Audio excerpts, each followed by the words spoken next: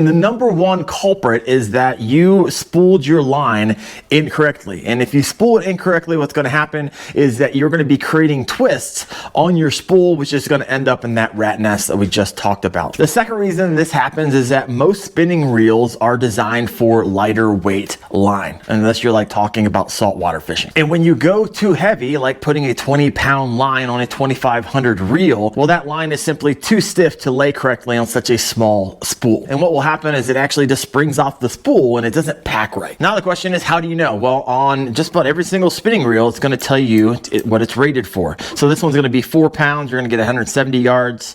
6-pound test, you're going to get 120 yards. And 8-pound test, you're going to get 95 yards wrapped around this. And so I wouldn't be putting a 10-pound test on this spinning reel. And the third reason a lot of times you get those twists and those blow ups is because your lure is rotating around its axis as you fish, right? So this one sneaks up on a lot of anglers. Certain presentations naturally spin, right? Things like inline spinners. You got improperly tuned crankbaits or baits that simply just spiral, right, on the retrieve. And every rotation sends twists straight up your line, and over time that stacks up and the reel can't handle it anymore. So sometimes a simple swivel can, fix this on some rigs, but understanding what's causing the rotation is real key. So the end goal is to put your line on your spinning reel the same way it came off the factory spool. And you got to understand that your mono, your fluoro, and your copolymers, they all have memory. So the same way this line was wrapped around at the warehouse is how this line wants to continue to stay. Stiffer materials like mono and fluoro are especially prone to this, right? They naturally curl when you pull them off the reel. So over time, compression on that spool and heat and cold and UV exposure all makes that coil shape memory even more prominent.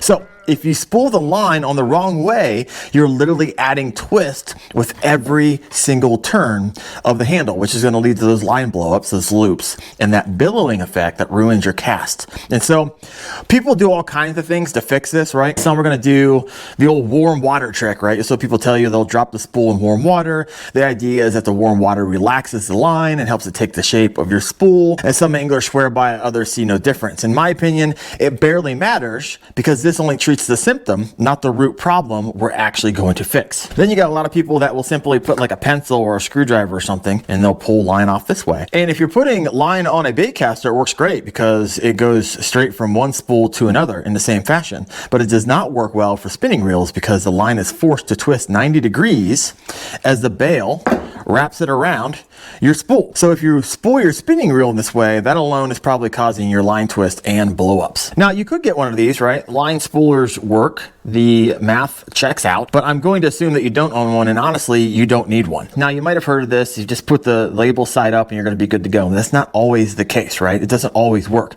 Putting the spool label side up is a decent starting guess, but doesn't guarantee that the line is coming off in the same direction your spinning reel is taking it in. So different manufacturers wind their line onto their filler spool differently, some clockwise, some counterclockwise. So the label tells you nothing about the actual direction of the wraps. So what I want you to do is look at the spool and confirm. So this one right here, the line is coming off, as you can see that, it's coming off counterclockwise. Because again, the goal is to spool your line the same way it's packed for months in storage. And this is actually where a lot of people miss. So if that line is coming off that spool counterclockwise, we want it to go onto this spool counterclockwise. And if you're looking at it from the top, and you're putting it on, like, oh, it's going on clockwise.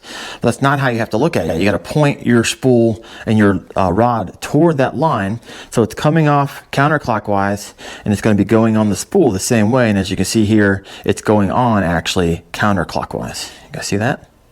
And that is what you want. Now, a couple things to note, they're always going to be a little bit of twist because the diameter of this spool is typically always going to be smaller than the diameter that has been packed on. But the goal is to mitigate that risk as much as possible. And to be honest, this is why I like buying those like 600-yard spools, because the diameter of this spool is going to match typically closer the diameter of the spool I'm putting it on. And so you don't get that when you have larger spools that you're putting line on. You're actually just creating a little bit more twist. Nonetheless, it's going to work. Just know you're gonna have a little bit of twist. So a couple extra tips to reduce that line twist. One, not all lines created equally, right? You're gonna wanna use quality lime. That cheap lime twists more easily because the materials in manufacturing process are lower quality, right? Budget mono and fluoro are usually made from stiffer plastics. They have inconsistent diameters, and that means the line has more memory, it kinks easier, absorbs twist faster, and really doesn't recover when there is a twist. And so this is not going to perform, this fluorocarbon is not going to perform anywhere close to the Seaguar InvizX, which is what I run primarily. Now you also got to understand that higher quality line is softer, right? It's more consistent, has better coating, and so it resists twists and it lays on the reel much cleaner.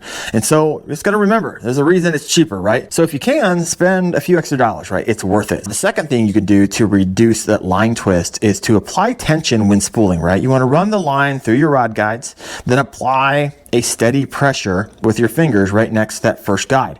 Now, a good rule of thumb is that line should feel tight, but you should still be able to pull it through your fingers, right, without pain. This is going to help pack the line tight and reduce those future loops. So the last thing, and this is braid, so it really doesn't count because braid virtually has zero memory. But let's say this was fluoro or mono or copolymer. Now, if everything else is perfect, and if you overfill the spool, it will cause loops and twists, right? When the line sits too close to the lip right here, it just jumps off and coils and billows off. And so what I highly recommend right here, don't run your line all the way out to the end of your spool. You're gonna run this back probably 1/8 of an inch between the line and the spool lip to really prevent this. And the last thing you could do is consider line conditioners, right? This is gonna soften that line, it's gonna relax the line a little bit. However, I don't use it because I just utilize the method I share with you and I don't have issues anymore like I used to. But some anglers swear by it and others say it's absolutely worthless. So let me know in the comments below, do you use line conditioner and does it work for you? Or have you used it and you're like, nope, not a believer. So now your line is spooled correctly, congratulations. But if you haven't oiled or greased your spinning reel in a while, it's probably overdue. I got the video for you right there. Thanks for watching, guys. See you.